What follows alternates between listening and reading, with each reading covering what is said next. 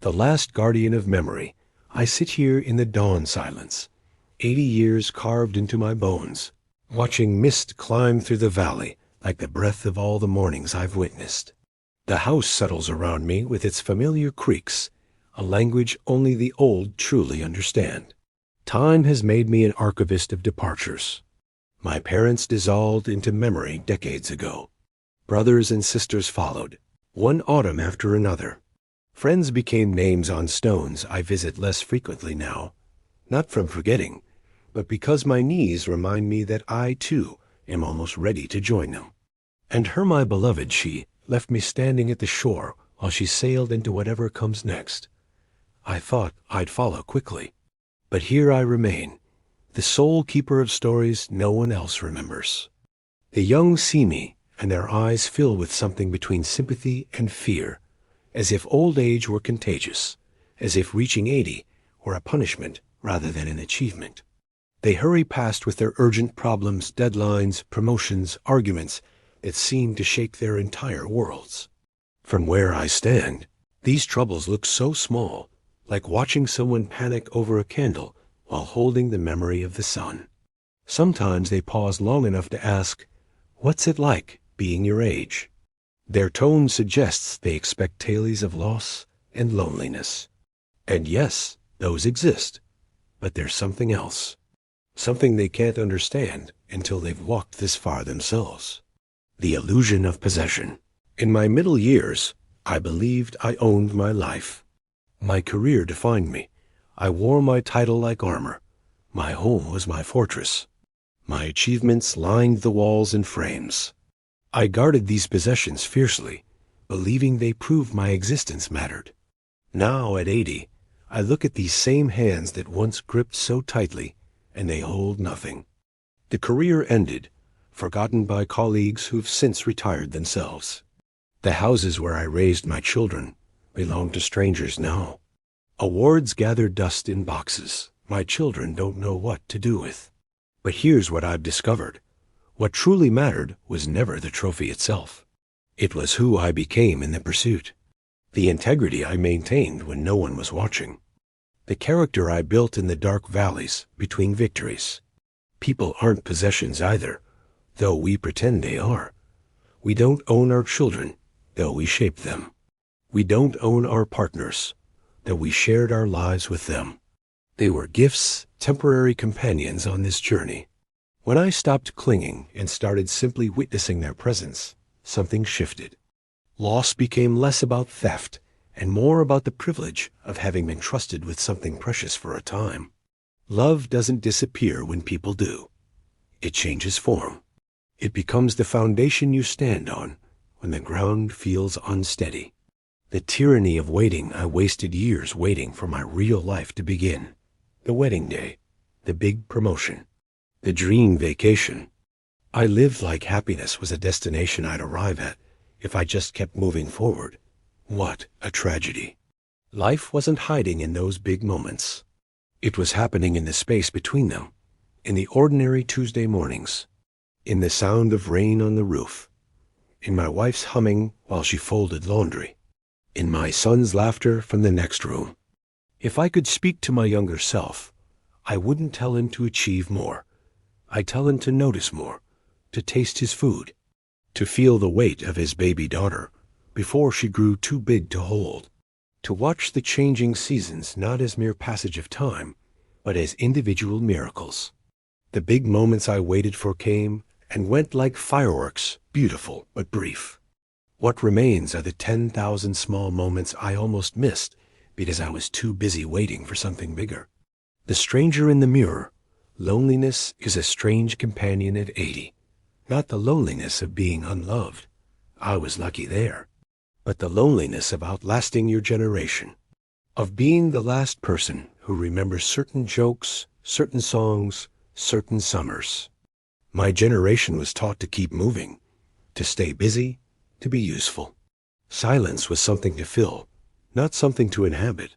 So when the children scattered across the country and the friends' numbers disconnected one by one, I found myself alone with someone I'd spent decades avoiding, myself. Most people run from their own company. They fill the quiet with television, with errands, with anything to avoid sitting with their own thoughts. But at 80, your body forces you to slow down. The running stops, and you're left sitting across from yourself like two strangers at a table. This was my greatest fear, and my greatest gift. In that silence, I found a strength I didn't know I possessed. I made peace with the mistakes of my youth. I forgave the man I was at 30, at 50, at 70. I learned that I am enough, even when there's no one here to witness me. Solitude isn't emptiness. It's the space where you finally meet yourself without distraction. And if you haven't built that relationship, if you've spent your life running from your own thoughts, old age will feel like imprisonment. But if you learn to be your own companion, it becomes freedom. The weight of words unspoken, do I have regrets? Anyone who claims they don't is either lying or hasn't lived. But at 80, I understand the difference between regret and remorse. I regret the adventures I talked myself out of, the creative risks I deemed impractical, the dreams I abandoned for the safe path. These regrets sting, but they're bearable.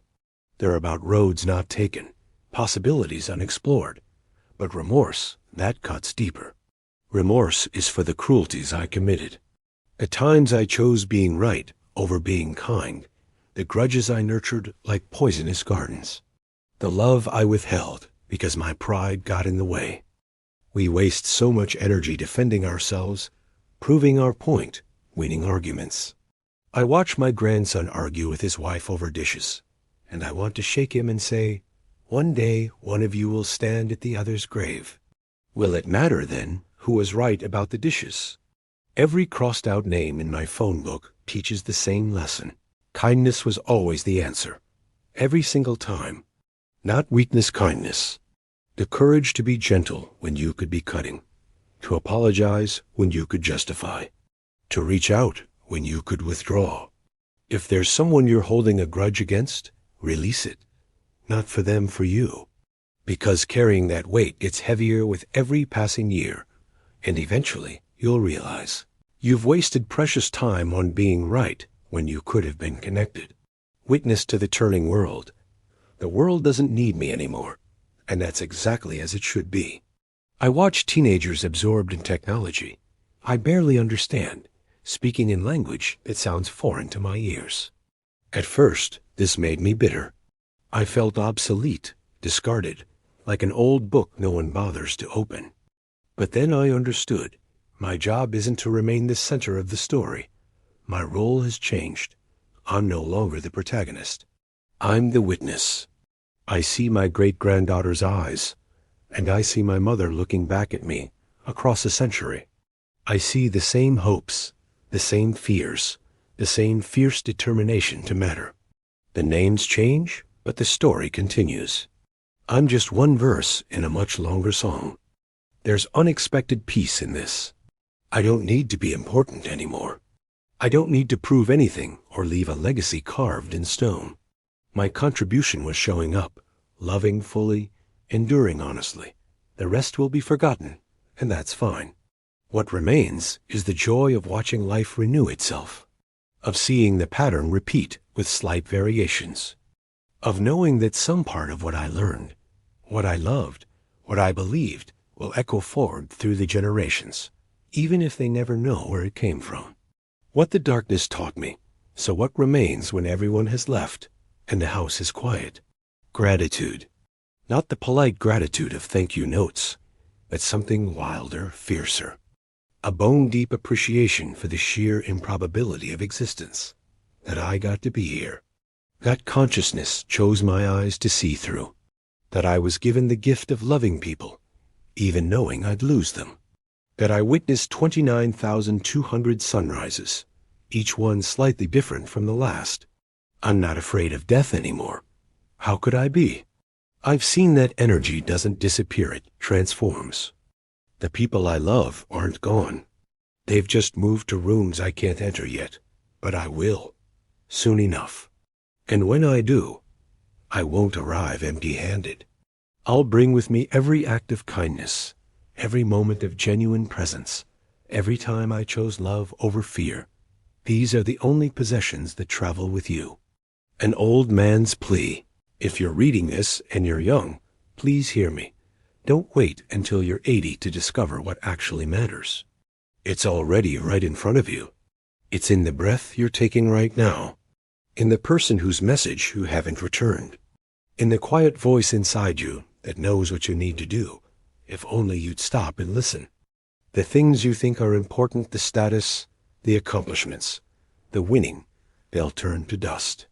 What remains is how you loved, how you noticed, how you treated yourself and others on the ordinary days when no one was keeping score. Build your relationship with solitude now.